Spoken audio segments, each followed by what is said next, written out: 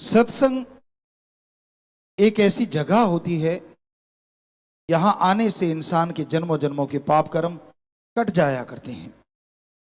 सत्संग में जब आप चल के आते हैं, श्रद्धा भावना से मालिक के नाम का जाप करें, अभ्यास करें, तो वो राम, वो ईश्वर, वो अल्लाह, वो गॉड सबकी इच्छाएं जरूर पूरी करता है। संग का रंग लाजमी चढ़ता है।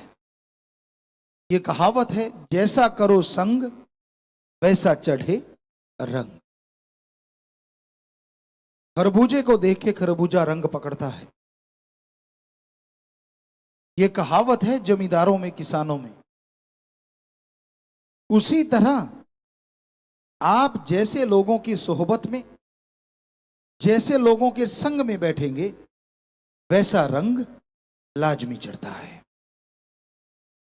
इसलिए संग सोहबत अच्छे की करो। कभी भी किसी को गलत ना कहो, कभी किसी को बुरा ना कहो। सबका भला मांगो, सबका भला करो और मालिक को मांगते हुए आगे बढ़ो। कहीं भी कोई निंदा चुगली करता मिल जाए, अच्छा है, जितनी दूरी उससे बना लो। कई बार आप देखते हैं, कोई इंसान अपने मां परिवार की निंदा चुगली करता है, चाहे वो सही बात ही क्यों ना हो, उससे दूरी बना लीजिए। क्योंकि धीरे धीरे निंदा का असर आप पे भी होना शुरू हो जाता है और आप क्यों किंतु परंतु में उलझ के रह जाते हैं। इंसान जब सत्संग में आता है और अपने सतगुरु मौला राम से जुड़ता है, तो बात ही कुछ और होती है और नजारा भी कुछ और ही होता है। पर धीरे धीरे धीरे धीरे जैसे जैसे लोगों की बातों में आता जाता है, वो दूर होता चला जाता है, तो उसकी अपनी एक अलग थ्योरी हो जाती है, अलग सोच हो जाती है और अलग हस्ती बना लेता है वो। इंसान को सोचना चाहिए उन बातों का, जब इंसान सतगुरु मौला से जुड़ा था। क्या प्यार था, क्या अल्लाह वाहिगुरु राम के प्रति इश्क था। कैसे बढ़ते चले गए उस इश्क में, कैसे उड़ते चले गए उस इश्क में। क्या नजारे मिले उस राम के इश्क में और कितनी खुशियां मिली उस राम के इश्क में। लेकिन जब इंसान अपने मन के प्रति गुलाम हो जाता है, सेवा सुमरण छोड़ देता है, भक्ति इबादत छोड़ देता है, तो फिर वो मन के हाथों मजबूर सतगुरु से दूर दूर दूर होता चला जाता है। तो आप अपनी भावना का शुद्धिकरण कीजिए, अपने विचारों को बदलिए। हमेशा ऐसे लोगों की सोहबत कीजिए जो नेकी भलाई के रास्ते पे चलते हों, जो आपको गलत रास्ता दिखाते हैं, जो अपने मतलब के लिए आपको इस्तेमाल करते हैं। बच के रहिए ऐसे लोगों से, बहन भाइयों से, परिवार से, क्योंकि वो आपके नहीं हो सकते।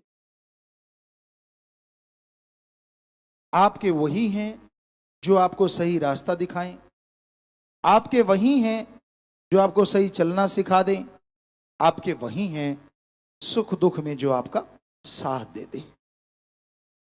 सच्चा मित्र उसे कहते हैं जो इंसान को सच्चाई मुंह पे कह दे। ये देखा गया है कि इंसान जब कोई गलत कर्म करता है, कई मित्र ऐसे होते हैं, उन्हें रोकते नहीं, बल्कि वाह वाह वाह वाह वाह वाह करते रहते हैं। पंजाबी में एक बात बड़ी मशहूर है, कौली चट। असल में वो दोस्त नहीं होते, वो कौली चट होते।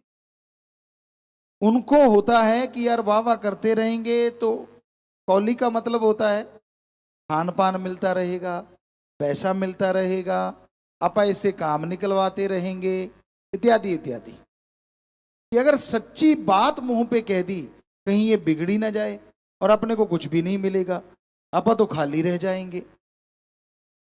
तो सच्चाई ये है, जो लोग आपको सच्ची बात मुंह पे कह दें, आपका दोस्त, आपका मित्र, आपका फ्रेंड, वो सही है, वो सच्चा दोस्त है। और जो आपकी हर बात पे आंखें मूंद के वाह वाह वाह वाह वाह वाह करता रहता है, समझ लो आप डुबेंदे बामणा जजमान भी डूबे, कि वो तो डूब ही रहा है, आपको भी डुबोएगा। तो ऐसे लोगों से जितना दूर रहो, परहेज करो, उतना ही अच्छा है। हमेशा अच्छे कर्म करो, हमेशा अच्छी सोहबत करो। जो अच्छी बातें करते हैं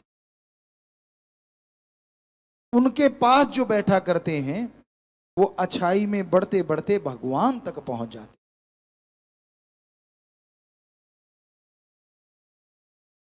तो संत पीर फकीर हमेशा सत्संग का कहते हैं, सत्संग, सच का संग, सच की सोहबत।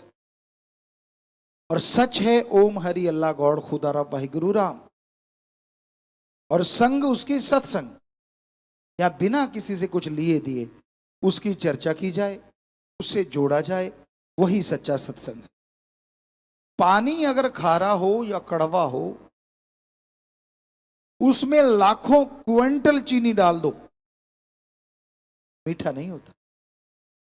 कुछ देर हुआ फिर वहीं का वहीं। काग को चूने से पोत दो, वो हंस नहीं बनता, कूड़े करकट के ढेर में चोंच मारेगा ही मारेगा। नमक की खान में अगर कोई चला जाता है तो वह नमकमय हो जाता है, कहीं न कहीं वो नमक से जरूर लिपटा है। उसी तरह कोयले की खान में जाके कोई कालिक से नहीं बच सकता। तो भाई अगर बुराई का संग करते हो तो बुरी बातें, बुरी सोच आपके अंदर अवश्य आएगी, उससे बच नहीं पाओगे आप। और अगर बचना ही चाहते हो तो फिर ईश्वर का नाम लेना जरूरी है, मालिक का नाम लेना जरूरी है, तभी बच पाओगे, तभी खुशियां ले पाओगे। अच्छा संग करो। सत्संग की बात तो सबसे बड़ी है, लेकिन कहते हैं चंदन के पेड़ के पास अगर नीम लग जाए तो उसमें भी खुशबू आने लगती है।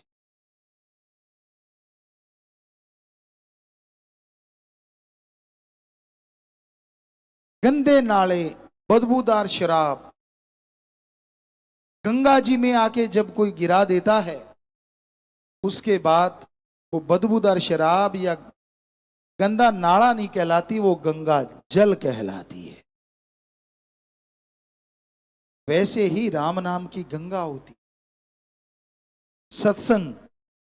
इसमें आप अच्छे हो बुरे हो, आपने जिंदगी में गुनाह किए या नहीं किए, जब आके सत्संग में बैठते हो और गुरुमंत्र ले लेते हो, उसका जाप करते हो, तो यकीनन फिर आप गुंडे, गंदे, बुरे नाम से नहीं बुलाए जाते, फिर आप एक मालिक के प्यारे कहलाते हो, एक सत्संगी कहलाते हो।